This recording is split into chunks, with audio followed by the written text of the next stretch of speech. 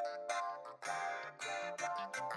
life, one passion, one focus. You're listening to the On the One podcast. I'm your host, Phil Donaldson. My passion for music came as the result of growing up in a violent and negative environment. Listening to music was my comfort, my therapy, my safe place. My experiences playing, creating, and performing music showed me the power of music to heal and to bring people together. Music has been one of the greatest gifts in my life. This episode was released at the beginning of 2019. Given the breakdown of civility and compassion in current American culture, I thought it fitting to focus on how we can reach out to help one another. The philosopher Plato once said, "Be kind, for everyone you meet is fighting a harder battle." With that in mind, I'd like to introduce you to someone with a very interesting perspective. It's time to get down on the one. I'm here with Clark Hodge. He's the executive director of Chase the Music. Chase the Music is a nonprofit that commissions original music for children battling critical conditions and hosts live events where the music is performed for the child. Clark, welcome to the show. Thanks so much for coming. Thanks for having me, Phil. Why don't you start by giving us a little background on where you began up to where you are now with Chase the Music? So Chase the Music started about 7 years ago, and I was hosting a house concert at my home, and we were doing classical chamber music. And this family came up to perform. The father was the principal horn with the Colorado Symphony. He's also the head of horns for Colorado University School of Music. His wife is a flutist with the Colorado Symphony. Oh, wow. The nicest family. Julie was pregnant with their second child at the time, but they had a little girl, Lauren. And Lauren was 3 years old at the time, and she and I played on the rocks outside my house, and just a wonderful, loving family. About 6 months after they came to the performance, I got a phone call from the people that had introduced me, and they told me that Lauren had cancer. And it just ripped my heart apart. And I talked to my wife, and we wanted to do something really special for her. And my son had gotten a really cool teddy bear from England. Had beans in his paws, and they were really floppy, and just the coolest teddy bear you can imagine. And while we're trying to find out how do you get a teddy bear from England over here, we realized that every kid's got 25 teddy bears in this country. And every sick kid's probably got 50. We said, that's not going to be the right present for her, because we didn't know if that would be so special for her as it was for our son. You wanted the gift to be unique and special. We wanted it to have real, deep meaning. Okay. Exactly. And we thought about it for a few days and didn't know what we were going to do. And then the idea came to me, because the family was so into music already. What if we had a piece composed and performed just for Lauren? And I didn't know what that meant. I didn't know what it meant to have a piece composed. I didn't even know the word commissioning or how we would go about doing this. And I got together with some friends who were more closely aligned with the music business and industry, and they coached me through it. And we had a piece commissioned by Clint Needham, a classical composer out of Ohio, and he wrote a beautiful piece called Chase the Morning Sun. And it was a piece to encourage Lauren that no matter how tough the days were, when she went to bed, to know the next morning she was going to get up and things were going to be bright and beautiful, and she was going to go chase that morning sun. So is that where the name of the organization comes from? The original name that I thought of for the organization was going to be Chase the Morning Sun, and I knew I'd have to explain it and no one would understand. It didn't quite make sense. It was one of those things, I woke up at 3 a.m. and it just came to me. Take out the morning sun and put in music, Chase the Music, and that was the perfect name. So we had that piece done for Lauren. It was performed down at the Broadmoor, which is a high-end hotel in Colorado, and the performance went off beautifully. And at the end of the performance, Lauren looked up at me and said, "Clark, I'm never going to stop smiling." And this is a little girl with leukemia. She's going through chemotherapy at the time, and it couldn't have been any more special to me that we made that big difference, that she couldn't stop smiling. Wow. So that was your first time out of the box. How long was the piece? Piece is about a 6.5 minute piece, a classically styled piece. It actually had French horn and flute solos in it to honor her parents, which I thought was really special. What's neat is she was just turning 5 as the piece was performed, And she knew those were her parents' instruments. So during the solos, she recognized that and knew that that's what was being done there. There was a familiarity with the instruments and the style of music because her parents are classical musicians. Correct. They're both symphony orchestra performers. Right. And what Chase the Music has become is we make sure that we have an alignment between the child and the musicians and the music that's being performed for them. So most people would say, well, wait a minute, you're doing classical music for, a 3 to 5 year old child. That doesn't make any sense. But Lauren, she would hang out at the symphony orchestra rehearsals, and that was her music. So that was, totally natural for her. So where did things go from there? Well, I was working in high tech at the time and wasn't looking for something else to do. This was just a one-time gift that I thought was truly wonderful, but it was once in a lifetime. About a year later, I had another acquaintance who was a jazz bass player, and his child had a really tough beginning of life and spent about 3 months in the neonatal ICU. And we thought, well, what if we did a piece of music for this little guy? And sure enough, we were able to put together a jazz piece. Actually, Kim Stone, who played with the Rippingtons and Spyro Gyra, was the bass player that we did a jazz piece with a real strong leading bass line to honor the dad, who was a jazz bass player. Then we did it again a year later. When we started, that was the whole purpose, was just for the child, just to create something very special, something very meaningful for the child. What we realized very quickly was that it's not just for the child, that our impact is on the composer, on the musicians, on the audience members, on those people that engage with the organization from the outside, the listeners on the outside, the other people that hear the stories, are all truly moved by what's happening here. So give us an idea of the process from identifying the need to the final written and performed piece. So we look at it as a puzzle, and there are a number of pieces to the puzzle, but we can start anywhere. And the pieces include the child, the composer, the musicians, the venue, the donors, the audience. And then a really important piece of that puzzle is a little bit of magic. So it's Chase the Music's job is to take all those pieces of the puzzle, and it can start anywhere. It might start with a child, with Lauren, that first little girl. It started with her. We've had it start with the musician where they said, we want to do a piece. We actually started with a venue who had heard what we were doing and said they wanted to host something for us. And so we worked to find the right child for that venue and the right performers for that venue. So you're not just looking to write a boilerplate piece of music for a child. You're looking to do something very, very individual. Very, very individual and very meaningful to them. So we put the composer together with the child.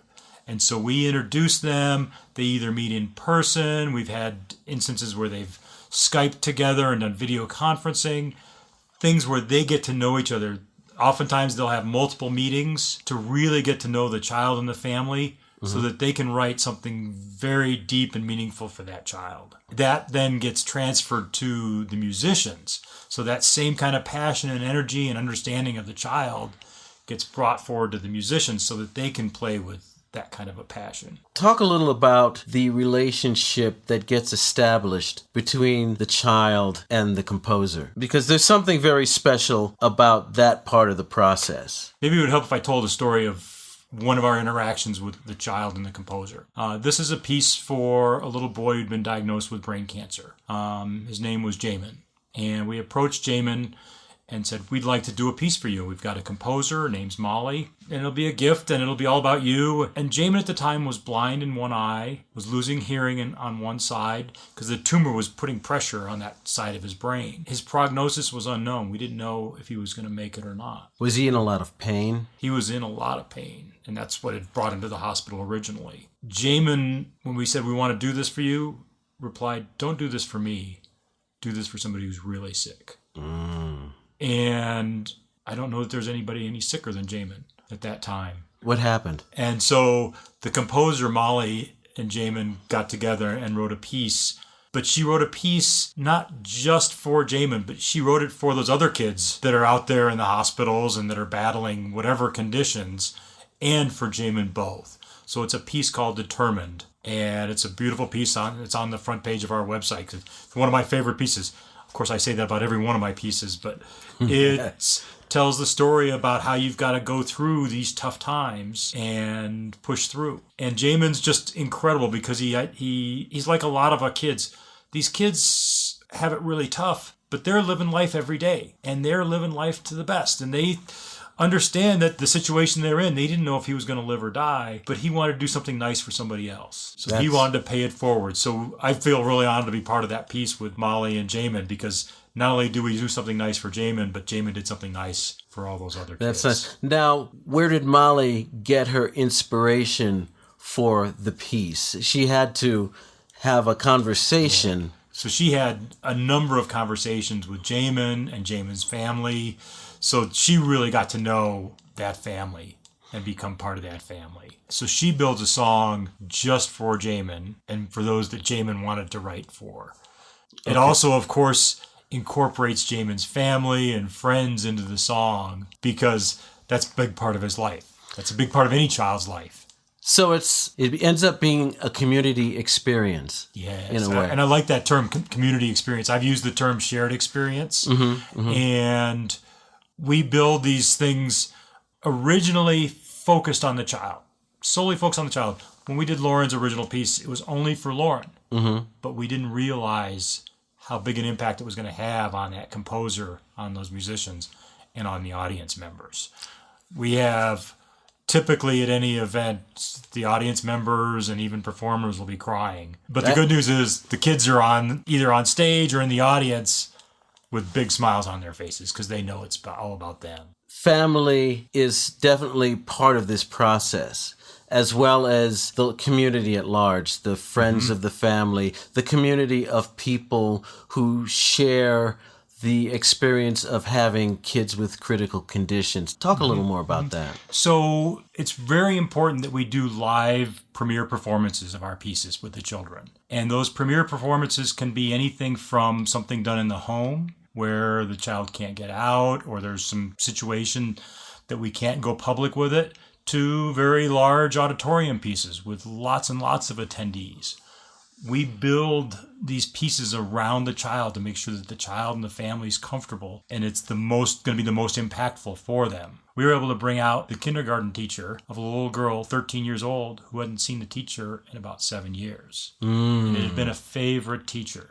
And she was part of an audience of 200 friends and family members. She refers to her premiere performance and says, "They made me a rock star." Wow. And that's what she was. She was our rock star.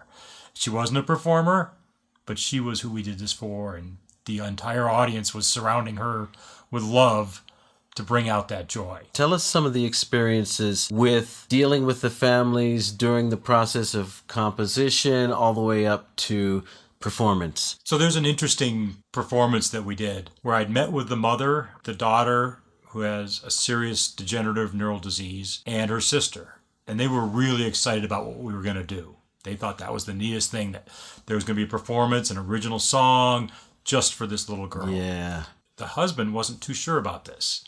They had recently been to Disney, had a wonderful trip there. They're an outdoorsy family. And he thought, we're going to be cooped up indoors on a beautiful Sunday afternoon. Why are we going to do this? He didn't really quite get what was happening. We created an amazing piece of music for her. We engaged her throughout the performance and her family. We presented her sister with flowers because siblings play an important role in the lives of these families. And oftentimes the sick one gets all the attention. So we make sure we embrace everyone in that healing process. We created a room for Katie to escape because she's a little shy. And we thought, we're going to surround her with 200 people. They're all her friends and family. But we wanted to make sure she was comfortable throughout the process. So she needed a little time to herself. But we didn't want to just put her in a side room. We wanted to make sure we're going to treat her like a rock star. And so we put a star on the door with her name on it. We put flowers in the room so that she knew that that was her special place. At the end of her performance, her dad came up to me. And he's the one who'd said, and I knew in the back of my mind was, he would rather be at Disney. He said, "Clark, this is so much better than our trip to Disney. Thank you so much. Nice. And the reason is, it was a shared experience filled with love and joy, where we surrounded his little girl who really needed this help with 200 people, with about 20 musicians that were all focused on her for that day. That was a big production. So our productions range quite a bit in size and scale. So they go from in-home productions or in-room productions in a hospital facility to medium-sized auditoriums. This piece was about a 200-person auditorium to large 2,000-plus seat auditoriums. So it really can vary. And we do what's right for the child and the piece. So that's a great opportunity to talk about the different styles of music that you commission. We do a variety of styles. And I like to say that we do from A to Z, Aboriginal to Zydeco. And interestingly enough, we've done Aboriginal. Really? But we haven't done a Zydeco piece yet. So if there's a Zydeco composer / musician who's looking to make a difference in a kid's life, then you definitely are inviting them to come help you. That helps me because that gets my Z. It helps you get your Z. And I'm knocking off all the letters in between. Okay. So you've got classical, you've got jazz, you've got Aboriginal, you've got rock, folk. So we've actually taken that list and a year ago expanded it in a different direction. So I'd mentioned that I grew up in the corporate world and I lived in a box. I didn't like that box. And when we created Chase the Music, we had two parameters, children and music. And a year ago, I had a meeting with the school dance at the University of Colorado. And I'd seen a piece that they had done that was to work on helping to explain global warming through dance. And I thought, well, if you can do global warming in dance, we can do healing in children in dance. We've worked together and have had 2 events with the CU School of Dance. And they're incredibly powerful because now we've taken music and added motion and movement to it. And we actually had a girl, Sarah, who's a nonverbal child with autism, speak. Whoa. And she doesn't normally speak. And she said 2 things. She said beautiful and love to learn.